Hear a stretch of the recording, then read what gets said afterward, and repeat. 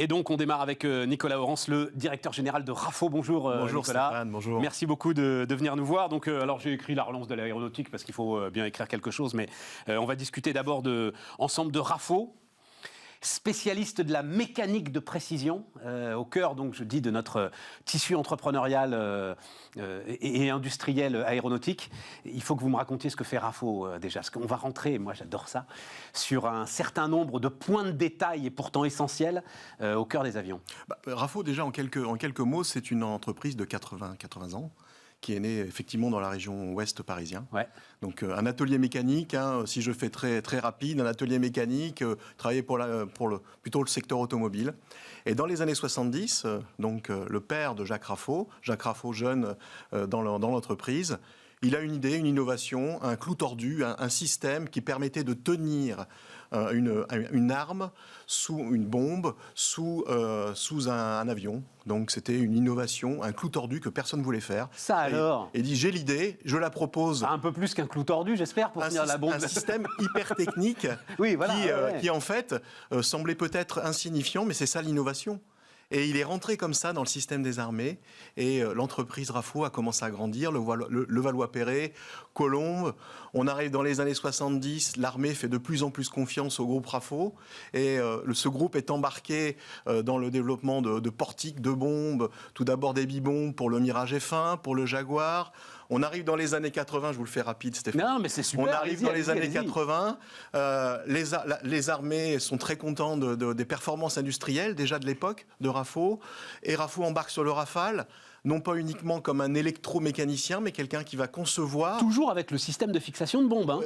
En fait, les systèmes d'interface entre l'aéronef et d'autres composants. Donc c'est le segment, ce qu'on appelle les empores maintenant, dans les années 2000. C'est le système, c'est des pylônes qui vont faire l'interface entre l'avion et ensuite soit une bombe, soit un élément de télécommunication. Bref, ce savoir-faire d'emport. Tout ce qu'on a accroché finalement. Tout ce qu'on a accroché. Pour faire simple, c'est un peu ça. Ouais, c'est ça. Et là, avec le Rafale, on fait le design, l'industrialisation, la production et les soutiens au support.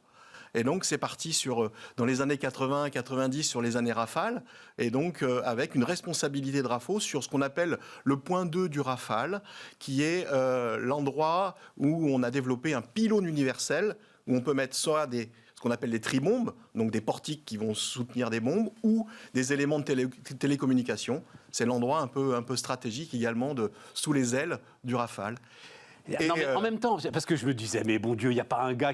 Mais en même temps, quoi de plus important finalement que le truc qui va porter les bombes, quoi. C'est hyper sensible. Il faut qu'il réponde au bon moment et il ne faut pas qu'il réponde au mauvais moment, quoi. C'est hyper sensible. Ça nécessite la moindre défaillance est une catastrophe absolue, en fait. C'est ça le truc, quoi. Mais pas que. Cette expertise de fiabilité, en fait, elle a intéressé Airbus. C'est ça.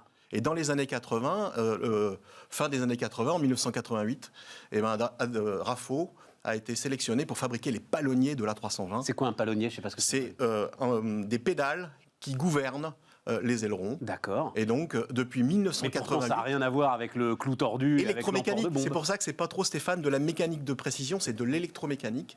C'est des sous-ensembles qui ont de la mécanique de précision. Mécanique de précision, c'est pas moi qui l'ai inventé, c'est que c'est écrit sur votre site, ça, Nicolas. Oui, mais pas que.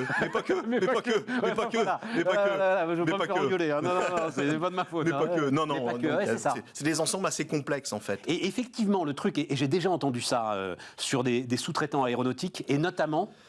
C'était passionnant en discussion avec le nouveau directeur général d'Adecco qui est venu ici sur... on va en parler, je pense que ce n'est pas votre cas, mais il va falloir à un moment effectivement que les gars qui étaient dans l'aéronautique fassent autre chose. Et il dit, cette expérience de la fiabilité, cette exigence de la fiabilité, ça c'est une ressource très très importante que l'on possède quand on a travaillé dans l'aéronautique et qui intéresse énormément de secteurs aujourd'hui. Nous, pour cette caractéristique, on ne l'a pas développé en dehors de l'aéronautique, mais on a développé dans le civil nos expertises de défense. Ouais, voilà, c'est ça. Et c'est pour ça qu'aujourd'hui, on a une position qui est quand même assez agréable, d'être 50% de notre activité sur les activités de défense et 50% sur les activités de civil. Ouais. Ce qui nous permet d'avoir une véritable résilience et d'avoir une position duale dans ce secteur et dans cette période qui est assez compliquée. Alors, si on parle maintenant des activités civiles, donc vous l'avez dit, et j'ai vu un truc aussi, cinématique, c'est quoi les cinématiques? Parce que je connais les cinématiques dans les jeux vidéo. C'est la même chose dans les postes de pilotage? Non, c'est toute la mécanique de fonctionnement avec des systèmes qui permettent de rassurer ou de sécuriser les pilotes. Donc c'est quelque chose qui est, encore une fois, une image et une preuve de fiabilité. Mais on est là plus dans le logiciel que dans l'industrie à ce moment-là. Non, là on est vraiment dans la mécanique. On est vraiment dans la mécanique, d'accord. Mais le logiciel, c'est quelque chose qui est très intéressant, parce que c'est typiquement l'acquisition que nous venons de faire, on a communiqué hier. On a fait l'acquisition d'une société qui est une pépite technologique d'une 50aine d'années, qui travaille dans cette dimension électronique. Elle s'appelle CKPEM. Alors, elle n'a rien à voir. Elle est française, elle a 50 ans d'expérience. Et elle fabrique des soutiens aux entraînements au tir réel des forces armées. Donc, elle fabrique des cibles, mais aussi toute la partie intelligence, qu'on appelle le scoring. Et donc, grâce à cette société CKPEM, on va commencer à rajouter de l'électronique dans nos composants pour commencer à faire évoluer nos produits. Voilà, c'est toute cette... Donc, ça veut dire que quand même, globalement, vous investissez peut-être davantage maintenant sur le pôle défense que sur le pôle civil? On essaye de répartir les efforts et on part du principe que les assets que nous avons dans un secteur, nous essayons de les valoriser dans l'autre secteur pour garder cette équité entre la période civile et la période de défense. Donc on est vraiment à cheval sur ces deux postes. Bon, et alors sur le civil, comment ça se passe? C'est-à-dire, est-ce que là, c'est vrai qu'Airbus a publié ses chiffres de livraison, finalement, qui ont un petit peu surpris tout le monde parce qu'on se dit bon, bah la machine est repartie. Est-ce que vous avez le sentiment que la machine est repartie, la machine industrielle? La machine va repartir. La machine va. C'est encore trop tôt, c'est encore trop tôt. On a encore vraiment des cadences qui sont faibles sur certains segments. La 350, typiquement, il est encore assez bas. La 320 n'est pas encore au volume de 60 avions par mois que nous avions en 2019. Ouais. Donc oui, nous sommes confiants, ça va repartir. Mais on est résilient, on travaille sur la rationalisation de nos sites, la rationalisation industrielle, pour être prêt effectivement dans la phase de rebond, on espère qui sera 2022-2023. Ah oui, pas avant, quoi. Ah non, il faut travailler. Et le sujet, parce que c'est ça qui était le sujet passionnant avec l'aéronautique, c'est qu'il y a un an, Airbus, alors je ne sais pas pour vous, mais je pense, vous demandez de monter en cadence. Ah oui. Airbus demandait, investissez, vous n'allez pas assez vite, nous devons aller plus vite, etc., etc., etc. Toute la supply chain était embarquée sur des cadences. Sous tension. Absolument. De dingue. Oui, oui. Est-ce que cette tension reviendra ou est-ce que finalement, on se dit qu'on va être, votre sentiment, un niveau en dessous quand même, en termes de production, parce que le transport aérien ne retrouvera pas la croissance phénoménale qu'il avait avant le Covid? Le besoin à 20 ans est toujours le même. Ça, c'est votre conviction. Et c'est pas que la mienne, c'est celle du secteur. Non, mais ça veut dire que les compagnies aériennes seront assez solides pour continuer à vous commander le même nombre d'avions. Enfin, pas à vous, mais... En tout cas, le segment peut-être va changer, c'est-à-dire qu'on utilisera plus des monocouloirs que des bicouloirs. Ouais. Le produit va changer, mais le besoin peut plus de moyens courriers que de long courrier. Voilà. Le besoin peut rester le même. En revanche, les outils de production qui étaient peut-être formatés avant la crise sont et devront être un petit peu amélioré ou évolué. Je m'explique. Typiquement, un outil de production, demain, il doit être de plus en plus versatile. Et c'est pour ça que le numérique, à l'intérieur d'un outil de production... Versatile, ça veut dire versatile. Être capable de... Agile. Agile et capable de s'adapter. On ne fera peut-être plus aujourd'hui 70 machines sur l'outil de production, mais peut-être 70 avec des outils A, des outils B, bref, une capacité à notre outil de production de s'adapter un peu plus rapidement aux besoins, un peu ce qu'on retrouve dans le domaine automobile. J'allais dire, oui. Donc c'est cette logique. Donc une base, et puis derrière, en fonction des clients, en fonction de l'évolution du dessin des avions, des éléments qui peuvent changer vite. Une révolution numérique dans notre outil de production, des machines communicantes pour s'adapter aux besoins, des opérateurs connectés pour justement optimiser et anticiper, et d'être non plus dans la réaction mais dans l'anticipation. C'est un peu le challenge qu'on est en train de faire, nous, chez RAFO, sur 3 usines de notre groupe. Donc c'est ce qu'on appelle la fameuse industrie 4.0, ça? Exactement, c'est ça. Ouais, c'est ça. Nicolas. Et donc ça veut dire des investissements? Ça veut dire des investissements ciblés. On ne va pas forcément investir dans des gros robots, mais plutôt des cobots, des collaboratives robots qui vont aider l'opérateur. Donc on n'est pas dans une logique où on va mettre des investissements massifs en robots, mais on va mettre l'humain au cœur du dispositif et on va je dirais, augmenter nos opérateurs, augmenter les compagnons pour qu'ils soient plus réactifs et plus agiles. Donc c'est vraiment... C'est passionnant, parce que le plus agile de tous, ça restera le compagnon, comme vous le dites. Ouais, voilà, l'humain. Bien sûr, bien sûr. C'est pas pour rien qu'on appelle les compagnons dans le secteur aéronautique. Hein. Parce que le savoir-faire... Je ne savais pas ça, c'est-à-dire compagnon. Qui est compagnon N'importe quel ouvrier sur une chaîne aéronautique est compagnon ? Normalement, il y a des qualifications, mais Ouais. en tout cas, un compagnon, c'est quelqu'un qui a un vrai savoir-faire. Et on est sur des métiers, nous, qui sont des métiers de soudure, des métiers de chaudronnerie, des métiers d'usinage, des métiers d'assemblage. Et donc, il y a beaucoup de documents, beaucoup de spécifications, mais il y a quand même l'expertise des opérateurs qui fait la différence. Ouais, c'est ça. Et donc, dans la versatilité, justement, dans l'adaptation des moyens, Super intéressant. c'est ce savoir-faire humain qui sera cœur dans la révolution industrielle 4.0. Super intéressant. Super. Et alors, donc, vous avez prononcé le mot. C'est vrai que, cobot, c'est-à-dire, c'est l'élément aujourd'hui qui intéresse énormément les industriels, dont j'entends beaucoup parler. C'est-à-dire, oui, effectivement, il y a les grands ateliers robotisés qui construisent des voitures. Là, on est tous d'accord, il n'y a aucun problème avec ça. Mais il y a aussi, effectivement, Le collaboratif robot. cet homme augmenté. Absolument. Ce qui était impossible il y a encore peu de temps, c'est-à-dire qu'il faut... Alors, je parle vraiment sous votre contrôle, mais il y a encore peu de temps, quand vous aviez un robot dans une usine, globalement, il ne fallait pas que l'homme approche, parce que, en fait, le robot n'était pas fait pour travailler avec un homme, et que ça pouvait être même dangereux, vous envoyer dans des usines avec des grillages autour, etc. Et c'est tout ça qui est en train de changer aujourd'hui, Oui. avec un robot beaucoup plus intelligent, souple, connaissant l'humain à côté de lui. Enfin, c'est assez extraordinaire. Hein. Et il fait les tâches de faible valeur ajoutée. C'est ça. Moi, j'ai deux cobots. On a deux cobots dans notre usine de Soliès où on a une activité de fixation par matrissage, où là, les opérateurs sont maintenant très satisfaits parce que c'était un peu reluctif d'avoir un robot ou un cobo à l'intérieur d'une usine. Ouais. Maintenant, on voit bien que c'est quelqu'un ou c'est une machine qui va aider l'opérateur à être plus efficace, à travailler, à optimiser les accidentologies, en tout cas les problèmes qu'on peut avoir dans une usine. Donc c'est vraiment, maintenant, c'est vraiment main dans la main. Quoi. 400 salariés, c'est ça Oui, 400. 400 salariés. Ouais. Et a priori, enfin, il n'y a pas de raison de se séparer d'un certain nombre de ses salariés. Vous tenez le choc, j'imagine un petit peu de chômage partiel. C'est ça, on PGE pour la trésor. PGE pour la trésor, ouais, voilà, effectivement. Ouais. On a des usines qui sont, pour certaines, 100% dédiées aux civils. Donc là, c'est très compliqué. Ouais. Et là, on travaille main dans la main avec nos clients. Typiquement Airbus et Safran et Dassault pour optimiser tout ça. On essaye de réinternaliser de la prod sans pour autant fragiliser notre supply chain. Parce que ça ne sert à rien de réintégrer. Donc on essaye d'être assez vigilant et agile et on ouvre toutes les pistes de soutien. Typiquement, on veut s'impliquer et on s'implique dans le cadre du plan de relance où on a été financé pour moderniser notre architecture digitale. Donc on a été lauréat du plan de modernisation. On s'implique dans le CORAC. Ça veut dire que ça marche alors, par exemple ? Mais bien sûr que ça marche. Bien sûr que ça marche. En fait, il suffit... Et l'argent, vous l'avez déjà ? Il est déjà décaissé ? Pas encore. Pas encore quand même. Pas encore, mais enfin, les accords sont donnés. Voilà. C'est un soutien qui est monumental pour justement, dans cette période 2021-2023, que la supply chain se transforme, devienne plus robuste et se prépare aux nouveaux enjeux. Donc, ça marche.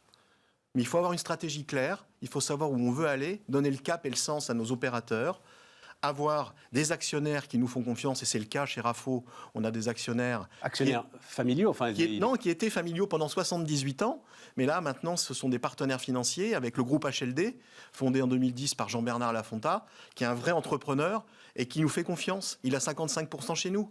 ACE Management à 15%. Vous connaissez Marwan, il nous suit. Alors Marwan, parce qu'on n'est pas intime non plus, c'est Marwan Laoud. Alors, directeur de la stratégie, d'abord de ADS, puis d'Airbus pendant de très nombreuses années, et qui maintenant, effectivement, pilote ce fonds d'investissement sous l'étendard de... Tikeo. Le nom m'échappe, voilà, Tikeo Capital. Absolument. Absolument. Donc les actionnaires nous font confiance, on donne le cap et le sens à nos opérateurs, et on se prépare à la transformation. Avec toute une filière. Avec toute une filière. Avec toute une filière. C'est un modèle industriel, hein ? Ah, puis c'est une référence mondiale. Oui, voilà. Non, mais... Nous sommes un des rares pays à avoir la chance de fabriquer un avion de A à Z, hein, avec les États-Unis. Avec les États-Unis, il n'y en a pas d'autres aujourd'hui ? En France, en tout cas, on a Airbus, on a les motoristes Safran, on a les avionniciens, on a la supply chain. On a une supply chain complète, et c'est une vraie force hein, quand on regarde nos autres pays collègues européens. Nicolas, j'ai un petit truc en plus que je voulais ajouter. Donc, vous avez fait une grande partie de votre carrière chez Daher. Pendant 20 ans, oui. Qui viendra nous voir d'ailleurs bientôt. Là, eux, justement, ils ont des problèmes de quiet period et tout pour leurs résultats, mais ensuite, ils viendront nous voir. Alors, eux, ils sont quasiment 100% civils, Daher. Donc, la situation est quand même plus complexe. Vous avez décidé, c'était avant le confinement, hein, d'aller diriger Rafo. Absolument. Alors que, bon, vous étiez cadre dirigeant chez Daher. Ouais. Je crois que vous aviez monté un pôle de compétitivité, même j'avais vu ça dans l'ouest de la France. Président du pôle EMC2 pendant 7 ans, oui. Alors, mais là aussi, pas vraiment dans l'arc, parce que c'est vrai qu'on dessine souvent l'arc aéronautique de Bordeaux à Toulouse, et vous, c'était plutôt dans la région de Nantes, c'est ça? Je le gourre Oui, pas, mais Nantes, c'est là où naissent tous les Airbus. Les questions centrales de voilure de toute la famille Airbus depuis 1968, ils sont faits à Nantes. C'est ça. En fait, donc il y a même en termes d'aménagement du territoire, parce que vous avez aussi une boîte que vous avez rachetée à des usines dans le nord, près de Valenciennes. Absolument, où on fait les réservoirs pendulaires du Rafale. Donc on prend quand même la mesure. La France est aéronautique, c'est pas uniquement une certaine, certaine région. Ouais. Absolument. Ouais. Et donc, non, alors ce qui m'intéressait, vous allez comprendre où je veux en venir, parce que voilà, on peut avoir aussi des discussions d'adultes, c'est que vous avez pris quand même un risque dans votre carrière d'aller diriger un groupe à 50 ans, Oui. en disant 50 ans, c'est l'âge rêvé pour sortir de sa zone de confort. J'ai lu ça. Oui, mais c'est vraiment ça. C'est vraiment ça. Moi, j'ai appris énormément chez Daher. Que j'ai commencé vraiment chef de projet, j'ai fini en charge des... Ouais, c'est ça, vous avez fait, maintenant vous avez monté toute la chaîne. Et je remercierai toujours autant Patrick Daher qui a réussi à transformer son groupe. Hein. Mais c'est vrai qu'à 50 ans, j'avais accumulé une expertise un peu polyvalente dans le business, dans l'international, dans la recherche, dans le développement, dans l'accompagnement des collaborateurs, dans le leadership. Je me suis dit, c'est le moment aussi de tenter une aventure. Et j'ai pas l'habitude de répondre à des sollicitations. Et là, Bruno Berthet, qui est notre président, et ben moi, président de Rafo. Président de Rafo, j'ai été séduit par la transformation et je me suis dit, oui, c'est le moment de le faire. Voilà. C'est un truc dont... c'est idiot, parce que c'est un truc dont je parlais beaucoup quand j'ai lancé cette chaîne. Et j'ai dit, là, maintenant on va arrêter, mais j'ai dit que c'était une start-up de vieux. Et je pense qu'il y a là un enjeu. Non, mais je pense. On est 3 associés à peu près dans ces âges-là, quoi. Et je pense qu'il y a là un enjeu en fait qui est très très important, dont on ne parle pas assez. C'est-à-dire le sujet des retraites va revenir forcément, l'allongement de la durée de vie au travail. Et enfin, je voudrais que vous me disiez quelques éléments là-dessus sur. Il faut absolument que aujourd'hui les cadres dirigeants se disent qu'à 50 ans ils ont un potentiel considérable pour créer de la richesse, finalement, pour redynamiser leur carrière, mais aussi des pans entiers d'industrie dont ils sont devenus des experts extraordinaires. Mais même un potentiel de transmission, hein, clairement. Parce que si nous, à 50 ans, on ne s'implique pas dans un nouveau challenge dans l'aéronautique, en accompagnant des jeunes ingénieurs ou des opérateurs ou des compagnons dans cette transformation, parce que l'aéronautique, dans les 20 prochaines années, va subir une transformation qui va être démentielle, qui va être équivalente à ce qu'on a vécu sur les 100 premières, entre 1911 et 2021. À cause de la propulsion, des changements de carburant, de l'avion électrique, hydrogène, etc. Et voilà. À cause des habitudes des passagers qui vont changer, l'obligation de changer notre manière de consommer, de fabriquer, des nouvelles technologies qui vont arriver, des matériaux biosourcés, une empreinte environnementale sur laquelle on a pris des engagements au niveau du secteur. Il va falloir qu'on se mobilise. Et c'est des gens vieux, ou en tout cas 50 ans, qui doivent justement montrer le cap et embarquer les équipes pour cette révolution future, quoi. Et déjà, vous, avec l'ensemble de ce que vous avez décrit là, ce que vous faites, vous réfléchissez en fait à la façon dont ça va forcément devoir évoluer. Absolument. Ou ce que vous pouvez apporter de plus. Absolument. Dans le cadre d'un avion, par exemple, d'un avion électrique plus léger, d'un avion qui avance à l'hydrogène. L'hydrogène, pour vous, c'est le truc qui va tout changer? Encore une fois, c'est pas que moi, mais j'en suis convaincu quand j'entends au travers du CORAC, du Comité d'orientation de la recherche aéronautique civile, les grands qui sont autour de la table, sans nommer Airbus bien évidemment et Safran. Je sens que c'est la voie de l'histoire, l'hydrogène. C'est la voie de l'histoire, ou en tout cas, c'est une des raisons. Il y a aussi le biocarburant. Ça sera la somme de ces nouvelles technologies de rupture qui permettront aux passagers, à nos enfants, à nos petits-enfants, de voyager dans 20 ans plus safe et plus éco-responsable. Ouais, l'hydrogène coche toutes les cases. Après, il y a un certain nombre de sujets d'ingénieurs, voilà, à régler, mais sur le papier, coche toutes les cases. Mais non, mais on est au cœur du truc, c'est-à-dire que il faudrait que dans 20 ans, ce que vous venez de me décrire là, sur la filière aéronautique en France, dans 20, 30 ans, on puisse décrire la même chose sur la filière de la nouvelle propulsion, des nouveaux carburants. Ce sera l'hydrogène ou autre chose, mais pas rater ce virage industriel-là, quoi. Et la logique que vous présentiez au tout début, c'est-à-dire la diversification, la sécurité, la sécurisation du secteur aéronautique, c'est un des enjeux sur l'hydrogène. Et donc, alors après, patron historique de Zodiac m'avait dit, il y a plus de 15 ans, au moment justement où Zodiac s'était séparé de sa branche de défense, m'avait dit la guerre, c'est jamais un métier d'avenir. Donc, j'avais aimé cette phrase. Donc après, c'est un sujet, peut-être vous, dans votre réflexion, mais j'avais aimé cette phrase de vieux patron qui, à un moment, se disait, voilà, on peut peut-être parier sur l'idée d'une tension qui serait un jour moins vive. Mais c'est pas pour demain. Mais préserver la paix, c'est un métier d'avenir aussi. Si tu veux la paix, prépare la guerre. Absolument. Oui, tout à fait. Merci Nicolas. Merci Stéphane. Nicolas Orens, le directeur général de RAFO, était notre premier invité sur Bismart.